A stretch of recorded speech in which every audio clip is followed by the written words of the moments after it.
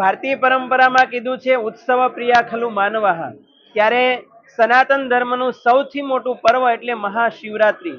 1919માં 56,223 લોકો ભવનાથ ક્ષેત્રમાં હતા એની નોંધ સરકારના ચોપડે છે. પરંતુ અત્યારની પરિસ્થિતિ તમે જુઓ ત્યારે 2024 ચાલે છે અને આજે લગભગ 10 થી 12 લાખનો આંકડો ભવનાથ આ મેળામાં બધા આવે છે. ત્યારે આપણો સનાતન ધર્મ ખૂબ અપ થઈ રહ્યો છે અને આખા વિશ્વમાં આજે સનાતન ધર્મનો ડંકો વાગી રહ્યો છે. એમાં એક નિમિત્ત આ પર્વ મહાશિવરાત્રીનું છે. ભજન ભોજન અને ભક્તિનું ત્રિવેણી સંગમ એટલે ભવનાથનો મેળો. આખા વિશ્વમાં કોઈ સાધુ સંતો માટે મેળો થતો હોય તો આ જુનાગઢનો મહાશિવરાત્રીનો મેળો છે.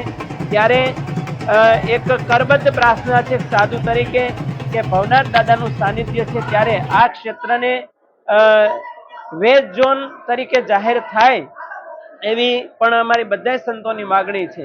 અને પ્લાસ્ટિક મુક્ત થાય, પર્યાવરણ માટે ખૂબ જરૂરી છે. અને ભવનાથ દાદા આ શિવરાત્રી પર્વમાં સર્વે ભવંતુ સુખીનઃ એવી શુભકામના કરું.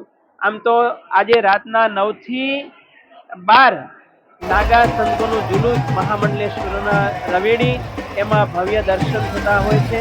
ત્યારે એ સંતોના દર્શન કરવાથી શાસ્ત્રોમાં એમ કીધું છે કે દ્રષ્ટિ સતામ દર્શને અસ્તુ ભવત તનુ નામ. સંતોના દર્શન કરવાથી આપણા જાણે અજાણે પાપ થયા હોય તો બળીને ભસ્મીભૂત થઈ જાય છે.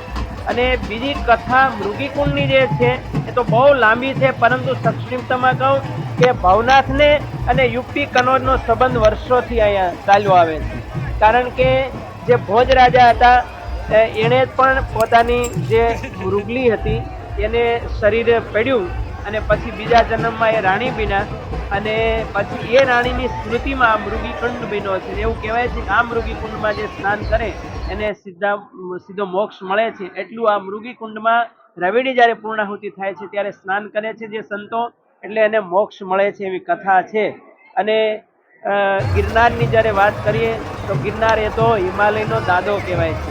અને આપણા ભૌગોલિક શાસ્ત્રોમાં જે વર્ણન છે કે 4,100 હેક્ટરમાં આ ગિરનાર ફેલાયેલો છે ને 3,366 ફૂટ દરિયાની ઊંચાઈ આવેલો છે અને 866 જેટલા દિવ્ય મંદિરો ભગવાનના આ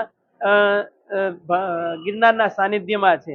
અને 9,84 સિદ્ધો, 52 વીરો, 64 જોગણીઓ અને સિદ્ધ સંતોની આ ભૂમિ છે. અને આ ભૂમિનો એવો પ્રભાવ છે કે જે આવે ને સહજતાથી સિદ્ધની દશા અથવા તો એક ત્રિગુણાતીત અવસ્થાની પ્રાપ્તિ એ આ ભૂમિમાં સહજતાથી થાય છે. એવો આ ભૂમિનો મહિમા રહેલો છે. તો ભવનાથ દાદાને, ગિરનારી મહારાજને પ્રાર્થના કરીએ કે આપણો આ સનાતન ધર્મ વસુધૈવ કુટુંબકમ અને સર્વે ભવંતુ સુખીનઃ આવી ભાવના સાથે આગળ વધતો રહે એવી શુભકામના. મહાશિવરાત્રિના પર્વ નિમિત્તે આજે શિવ અને જીવનું એ મિલનનો પર્વ છે. દરેક સાધક જીવને એ પરમ શિવનું મિલન થાય, અદ્વૈતની ભાવના પ્રાપ્ત થાય એવી અભ્યર્થના સાથે જય ગિરનારી.